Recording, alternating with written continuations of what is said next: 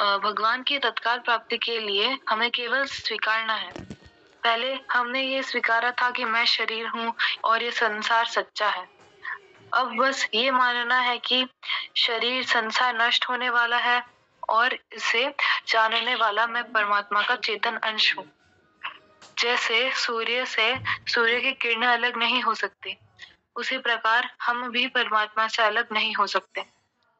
चाहने से कुछ मिलता नहीं, फिर भी कामना करते हैं, तो ये मूर्खता है। मिली हुई वस्तु को अपना मानना ये बेईमानी है। परमात्मा की प्राप्ति होने के बाद मनुष्य को संसार के तुच्छ पदार्थों की गरज नहीं रहती। संत महात्माओं ने उन परिपूर्ण परमात्मा को प्राप्त कर लिया, तो अब उनमें उस अपूर्ण संसार से ममता कामना नहीं रहती। संत महात्मा यज्ञ पाठ पूजा कोई पुण्य के लिए नहीं करते। ये सब तो उनके लिए छोटे गड्ढों के समान है। उनसे उन्हें कोई प्रयोजन नहीं रहता। वो तो इसलिए करते हैं कि ये अच्छे कार्य दूसरे भी करें।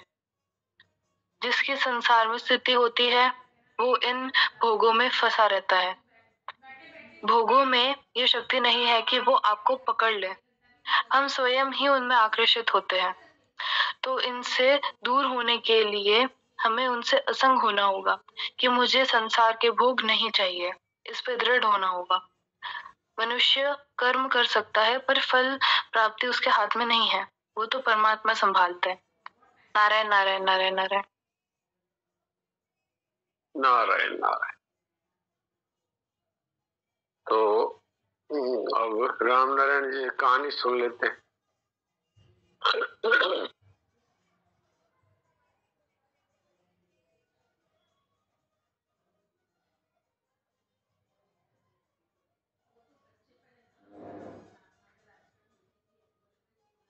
सुनाइए। प्रणाम भगवान। प्रणाम। प्राचीन समय में एक शेर सेठानी थे। सुखी संपन्न थे पर अकेले थे। उन्होंने एक गाय पाल रखी थी।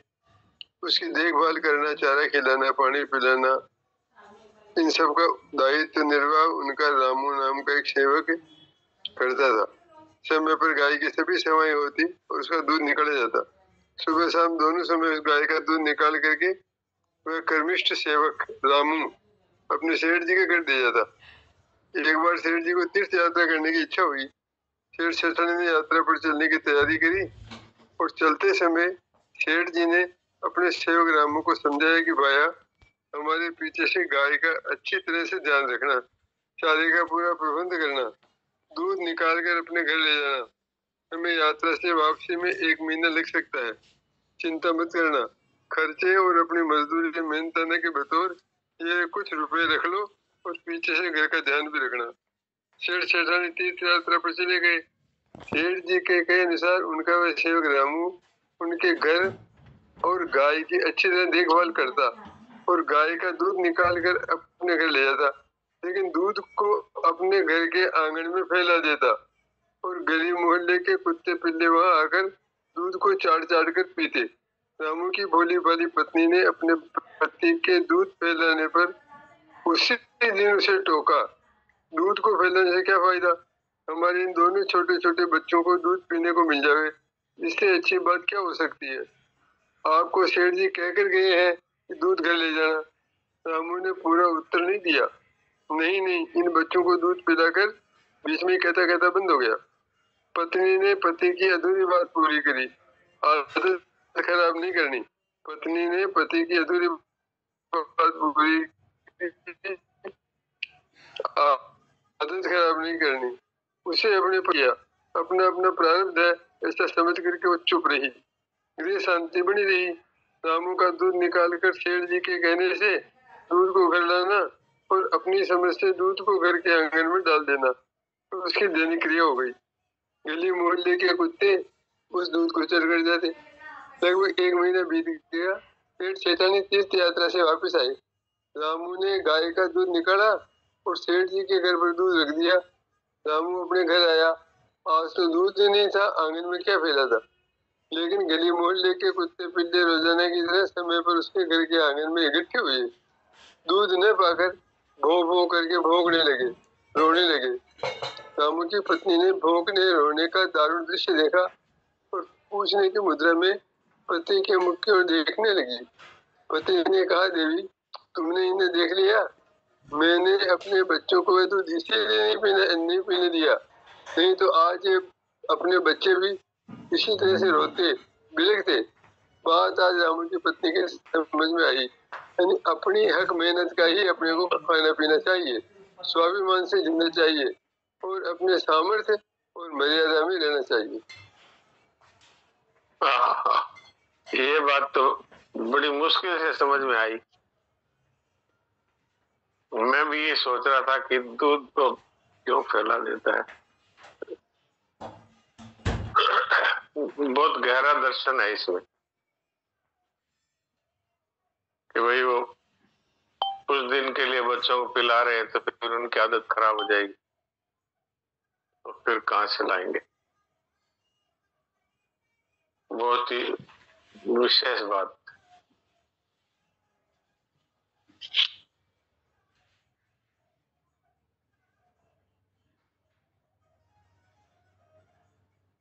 अब किसी का कोई प्रश्न है तो प्रश्न कर सकते हैं।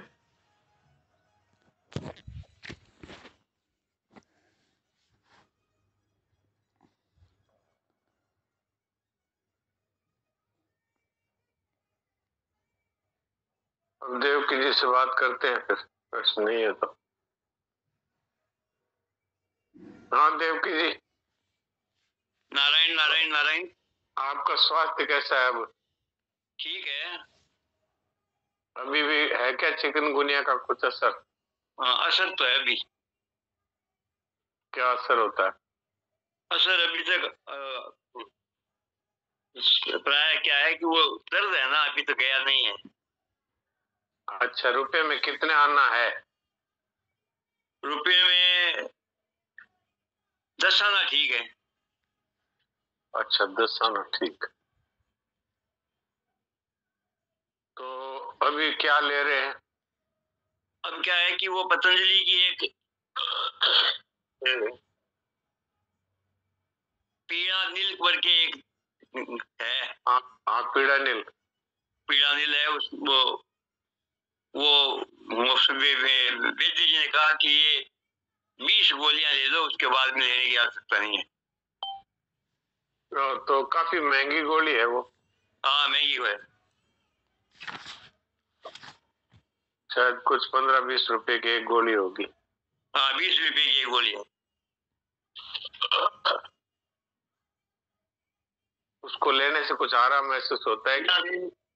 गोल्ड बोल करके वो। हाँ हाँ उसमें मेरे फर्क पड़ा है। अच्छा आराम लगता है। मैंने करीब 4 गोलियां ले ली है। अच्छा हाँ अब शुरू की है। अच्छा, पहले वो क्वाथ लेते थे क्या? क्वाथ ऐसा पहले क्या संजीवनी क्या लेते थे? मुझे लिया था मैंने, एक तो पीड़ांतक मिट्टी ली थी। अच्छा आरोग्यवर्धनी मिट्टी। अच्छा हाँ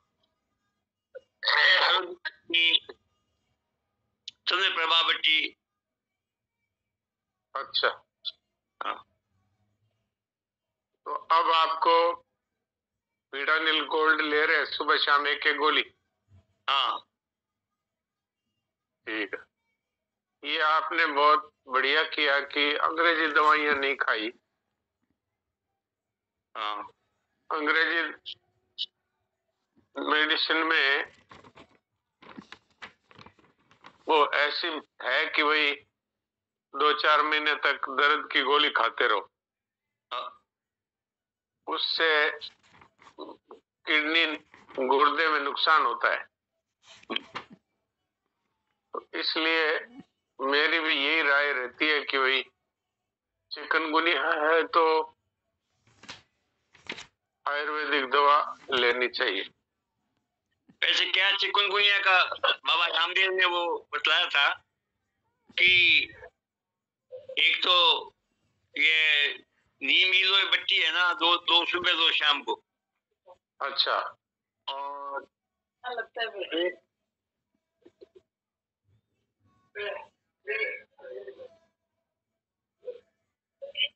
और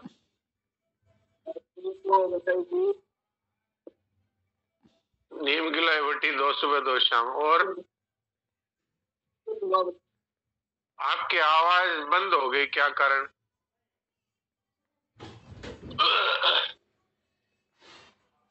कोई नेटवर्क कमजोर हो गया है या कोई मोबाइल के ऊपर? टेलीफोन आ रहा है। अब ठीक है, अब आ रही है। हाँ, तो चंद्रप्रभा बट्टी। अच्छा। और दूध में है ना, दूध में है वो काला काला क्या होता है वो उसके साथ दूध पियो। ऑस्ट्रेलिया। हाँ, वो किस्तूरी क्या होता है उसका, वो किस्तूरी नहीं, वो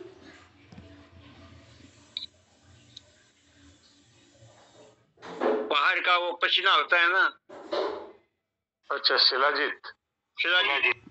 हाँ, शिलाजीत है। वो क्या है कि उसमें ना दूध में डाल करके बताया था। और कपालभाति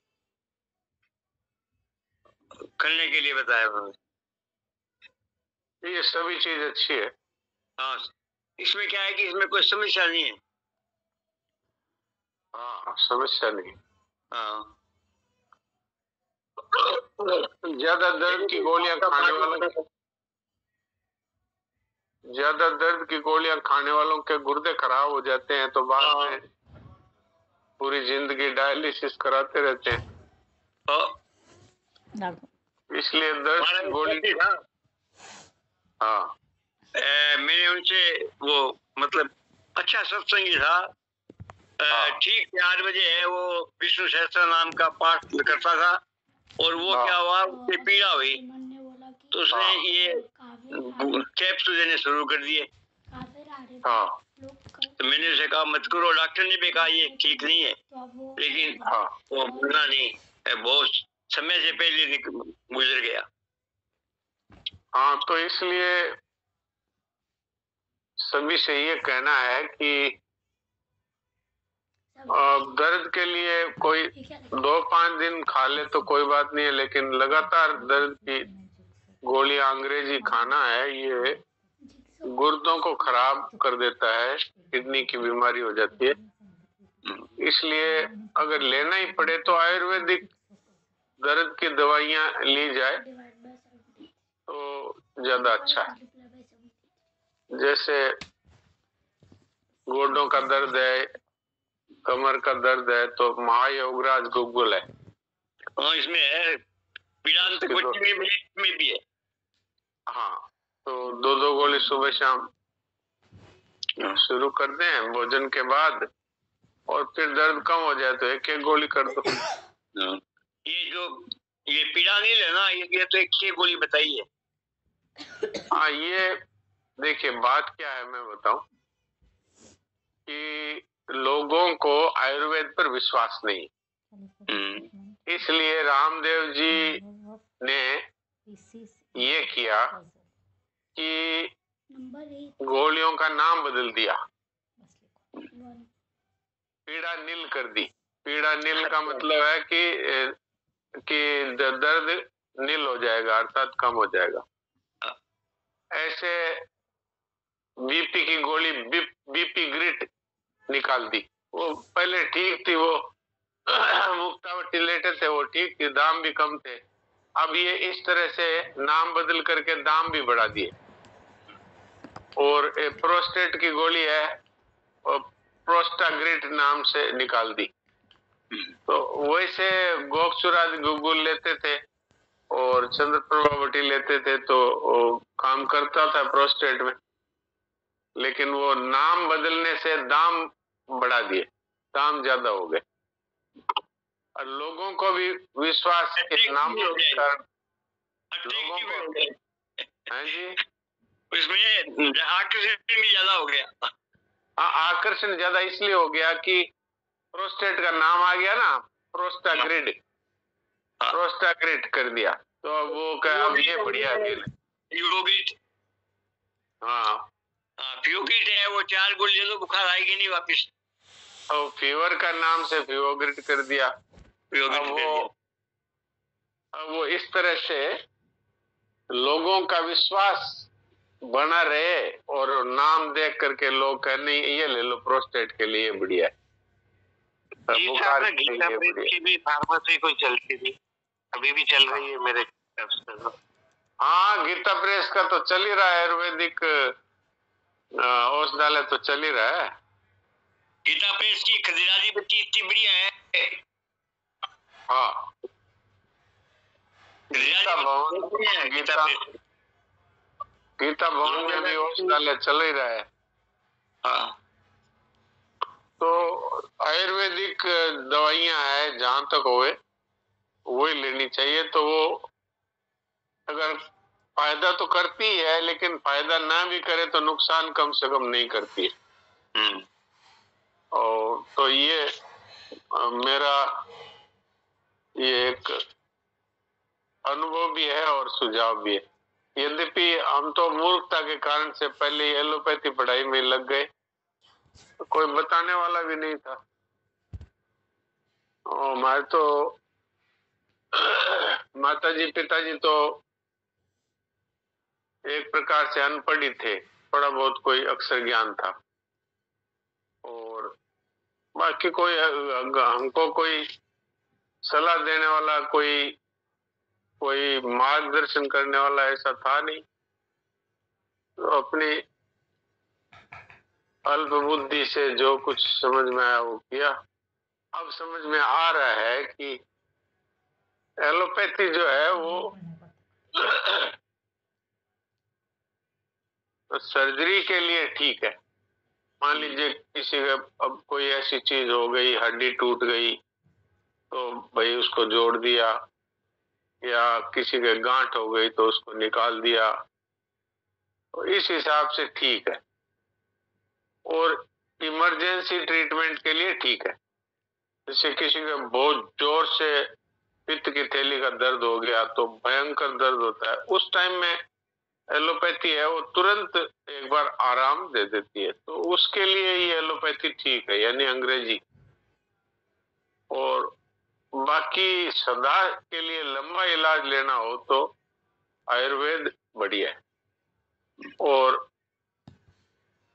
हमारे ऋषि मुनियों ने तो आयुर्वेद का ही आविष्कार किया था। अब हमारे यहाँ ऐसी सरकारें रही जो अंग्रेजियत को ही महत्व देती रही और आयुर्वेद को एक प्रकार से नष्ट ही कर दिया। अब एक बार फिर आयुर्वेदिक इलाज की, जैसे रामदेव जी हैं और भी हैं जो आयुर्वेद की तरफ थोड़े झुक रहे हैं, क्योंकि एलोपैथिक दवाइयों के जो बुरे बुरे असर हैं, होम्योपैथी के लिए पूछ रहे हैं अमर जी अग्रवाल। होम्योपैथी भी एक प्रकार से एलोपैथी से तो सुरक्षित भी है और अच्छी भी है, पर इसके जानकार लोग बहुत कम है। और इसके बहुत सारे मेडिकल कॉलेज और ये सब नहीं है। हमारे पूर्ववर्ती सरकारें हैं, उनकी यही रही कि अंग्रेजी को बढ़ावा दिया जाए, तो अंग्रेजी दवाइयाँ, अंग्रेजी स्कूलें, यही सब चलती रही। मैं क्या किया, 5 नंबर में था तो डॉक्टर आए थे। हाँ जी, बंगाली डॉक्टर आए थे, मेरे पैर में बहुत दर्द हो रहा था। कौन से डॉक्टर आए थे? 5 नंबर में। कौन से डॉक्टर? क्या पता, मेरे को याद नहीं है, बंगाली डॉक्टर थे वो। अच्छा। उन्होंने क्या किया कि वो ब्लड लेकर के उन्होंने जांच करवाई, तो कहा आपके तो यूरिक एसिड बढ़ गया। अच्छा। तो यूरिक एसिड बढ़ गया, तो मेरे को दवाइयां दी। तो मैं 2-3 डोज लेते मेरे तो फिर न जाने क्या हो गया, पता ही नहीं, मेरी बड़ी समस्या में फंस गया। मेरे तो वो अच्छा। दवाई बड़ी बड़ी जरूरत। फिर मैं वहाँ एक गोरे गोरे रंग के वयोवृद्ध वैद्य थे, उनको सुनता भी था, हाँ कान से उनको सुनता नहीं था, वो लिख करके है ना, कुछ से लिख करके बताते। अच्छा। उनके पास जाकर के मैंने कहा मेरी ये समस्या हो गई। उन्होंने मेरे को कहा कि आप पानी कम पीते हो। मैंने कहा पानी कम पीता हूँ मैं। आप एक तो पानी पीना शुरू कर दो, और एक है ना, फिर मेरे को चंद्र प्रभा बटी बताई उन्होंने कि चंद्र प्रभा बटी का आप सेवन करो और नींबू का भी सेवन करो, आपकी ठीक हो जाएगा। मैंने 15-20 दिन से यही काम किया, ठीक हो गया। जी जी बिल्कुल, मेरे ठीक हो गया। हाँ तो ये आयुर्वेद के भी जानकार लोग कम हैं, हाँ होम्योपैथी के वो उससे भी कम है। वो आप तो उनको जानते हो कि मोटे मोटे लंबे लंबे थे, धोती पहनते थे, गोरे कट थे, उनको सुनता नहीं था। मुझे याद 1999 की बातें हैं ये को। याद नहीं आ रहा है, देखा हुआ होगा पता नहीं। वो एक नंबर में बैठते थे वो उसमें। जी तो उसको सुना दीजिए शना जी महाराज के अमृत वचन। हाँ तो बात चल रही थी कि योग सामर्थ्य का, बोध अमृतत्व का, और प्रेम अनंत रस का प्रतीक है। प्रतीक है।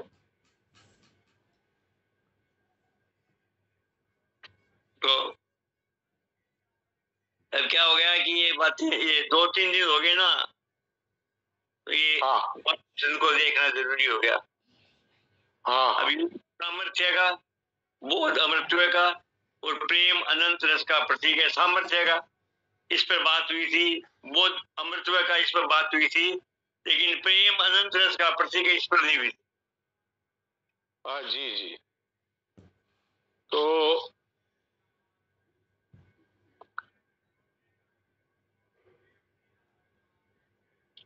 प्रेम के बारे में बातचीत वही कर सकते हैं जो प्रेमी भक्त हैं। हम लोग तो उनकी सुनी हुई बातों का जूठन है, वही आपस में वितरित कर सकते हैं, वही हमारे लिए प्रसाद ही है। हमारे इस भारतवर्ष में मीराबाई जैसे प्रेमी भक्त हुए, हमारे राजस्थान में ही हुए। प्रेम में अनंत रस है, ये बात समझने के लिए साधारण सी सांसारिक बात भी अगर हम समझें तो इसको हम ठीक से पकड़ पाते हैं। कैसे? क्या किसी को भी ये लगता है कि अब तो बहुत प्रेम मिल गया, अब और नहीं चाहिए? किसी को भी, माता और पुत्र का प्रेम ले लो, पति पत्नी का प्रेम ले लो, भाई बहन का प्रेम ले लो, क्या किसी को ऐसा लगता है कि बस बहुत प्रेम हो गया, अब और प्रेम नहीं चाहिए? किसी का भी ऐसा अनुभव नहीं। इससे क्या सिद्ध हुआ कि प्रेम का अंत नहीं है। कहीं ये नहीं होता कि बहुत प्रेम कर लिया, अब बस प्रेम की जरूरत नहीं, ऐसा नहीं। प्रेम की भूख है, वो भगवान भी जो समस्त सृष्टि के पालनहार है, रचनाकार है, और इसी में इस सृष्टि को अपने में समा लेते हैं, लेकिन उनको भी प्रेम की भूख है। अब भूख इसलिए है कि प्रेम है वो कभी भी उसकी प्यास मिटती नहीं।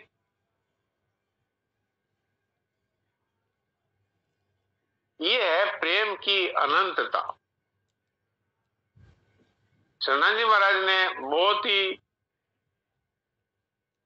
उनकी तो भाषा ही रसीली है, बहुत ही समझ में आने में थोड़ी कठिनता होती है शुरू शुरू में, लेकिन उनकी भाषा में बहुत रस है।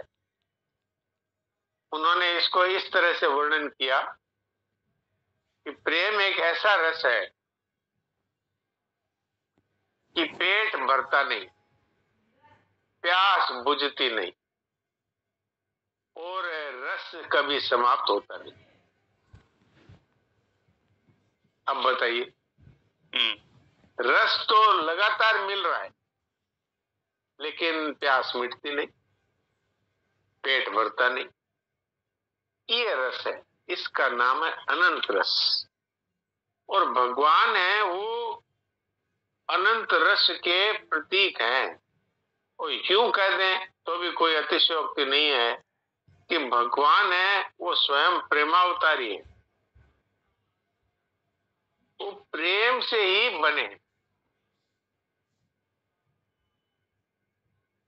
आप देखिए, प्रेम के वशीभूत होकर के त्रिलोकी के महान ईश्वर और एक कुल्हड़ छाछ के लिए नाचते हैं। आप सोचिए, ये है प्रेम। प्रेम के वशीभूत होकर त्रिलोकी के महान ईश्वर वो जसोदा मैया के सामने कांपते हैं, मैया वो मारे मत। आप सोचिए, ये कोई नाटक नहीं है, ये कोई दिखावा नहीं है, ये है प्रेम की महिमा। भगवान खुद कहते हैं कि मेरे प्रेमी भक्तों के इशारे पर मैं नाचता हूं, मेरे प्रेमी भक्तों के द्वारा मेरी बिक्री कर दे तो मैं बिक जाता हूं। और भक्तों के यहां पर पानी भरते हैं भगवान, और सखुबाई जनाबाई इनके साथ में और आटा पीसते हैं भगवान, चाकी चलाते हैं, और इनके सांस के नीचे बहू बनकर काम करते हैं। आप सोचिए, ये है प्रेम की महिमा। और ऐसा प्रेम हम सबको मिल सकता है, पर कब? कि जब हम संसार के तुच्छ आसक्ति में अपने आप को बांधे नहीं।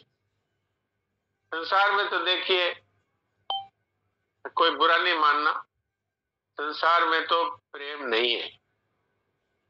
संसार में तो एक संत महात्मा को तो संसार से अलग रख दीजिए, बाकी कोई यहाँ पर प्रेम का काम नहीं है। यहाँ पर सब स्वार्थ का संबंध है। आपसे हमारा काम है तो हम आपके साथ जय राम जी की करते हैं, काम नहीं है तो राम राम नहीं करते। ये है संसार। पर ठीक है, अपना काम है, कोई प्रेम करे अथवा न करे, अपने तो सबकी सेवा करनी, अपना तो ये काम है। अपने ये देखना ही नहीं है कि ये प्रेम करता है कि नहीं करता है, हमारा सम्मान करता है कि नहीं करता है, हम अगर इनके काम आते हैं तो बदले में ये हमको कुछ समझता है कि नहीं। ये सब कुछ नहीं, केवल काम आ जाओ, कुछ मत जाओ, तो फिर प्रेम प्रकट हो जाता है। कर्मियों की पूर्णता पर भी प्रेम प्रकट होता है, ज्ञानियों की पूर्णता पर भी प्रेम प्रकट होता है, क्योंकि प्रेम ही अंतिम रस है। तुलसीदास जी महाराज ने तो ये कह दिया कि प्रेम भक्ति के बिना अंदर का जो मल है ये जाता नहीं। तो आज इस विषय में इतनी सी बात हो गई। अब समय अपने को इतनी परमिशन देता है तो थोड़ी देर के लिए इसी परमात्मा के प्रेम में और अचिंत्य होकर के बैठ जाएं।